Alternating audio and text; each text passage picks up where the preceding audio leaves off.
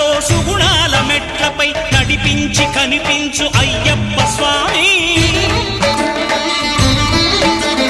మకర సంక్రాంతి సజ్జోతివై అరుదెంచి మహిమలను చూపించు మణికంఠ స్వామి